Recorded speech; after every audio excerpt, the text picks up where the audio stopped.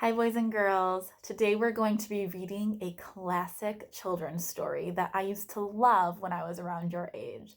And that story is called The Rainbow Fish. I know some of you have probably read this story before, and there are probably friends who haven't heard this story. So, either way, I hope you enjoy. The Rainbow Fish by Marcus Pfister.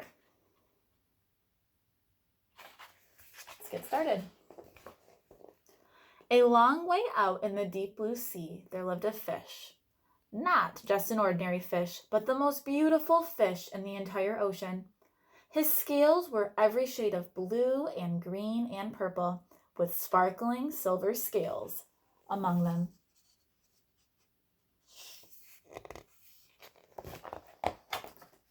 The other fish were amazed at his beauty.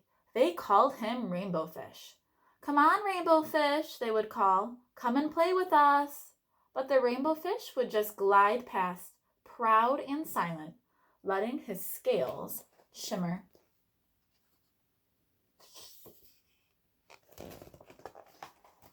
One day, a little blue fish followed after him.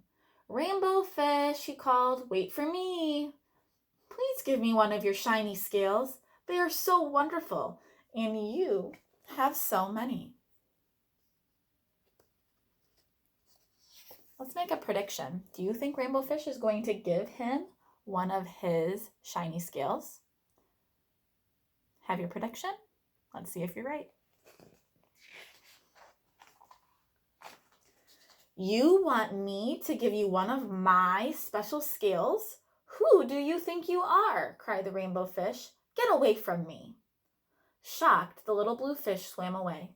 He was so upset he told all his friends what had happened. From then on, no one would have anything to do with the Rainbow Fish. They turned away when he swam by.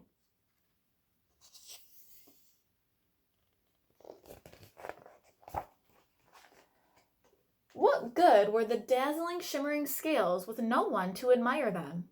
Now he was the loneliest fish in the entire ocean. One day he poured out his troubles to the starfish. "I really am beautiful. Why doesn't anybody like me?" "I can't answer that for you," said the starfish, "but if you go beyond the coral reef to a deep cave, you will find the wise octopus. Maybe she can help you."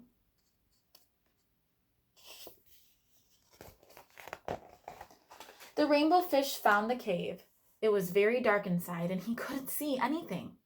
Then suddenly 2 eyes caught him in their glare, and the octopus emerged from the darkness.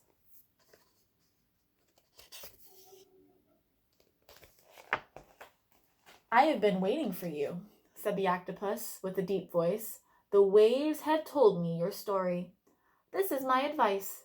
Give a glittering scale to each of the other fish. You will no longer be the most beautiful fish in the sea, but you will discover how to be happy."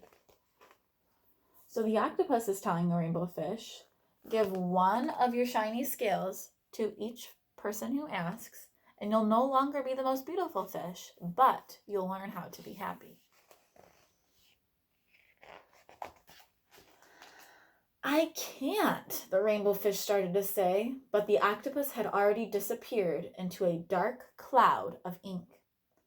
"Give away my scales, my beautiful shining scales? Never.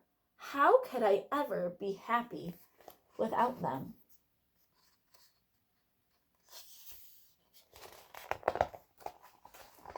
Suddenly, he felt the light touch of a fin. The little blue fish was back. "Rainbow Fish, please don't be angry. I just want one little scale." The Rainbow Fish wavered. "Only one very, very small shimmery scale," he thought. "Well, maybe I wouldn't miss just one."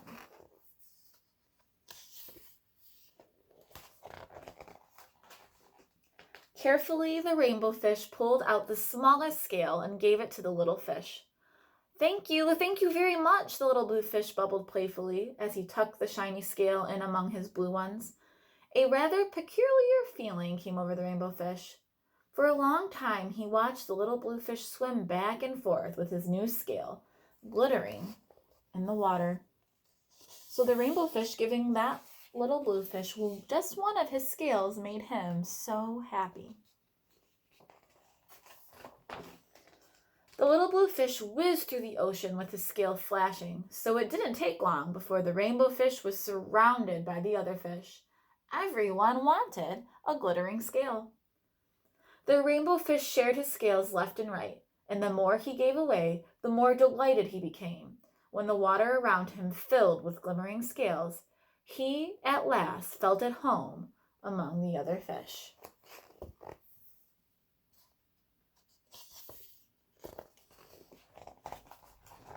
Finally, the rainbow fish had only one shining scale left.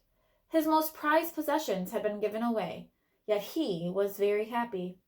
"Come on, rainbow fish," they called. "Come and play with us." "Here I come," said the rainbow fish, and happy as a splash, he swam off to join his new friends.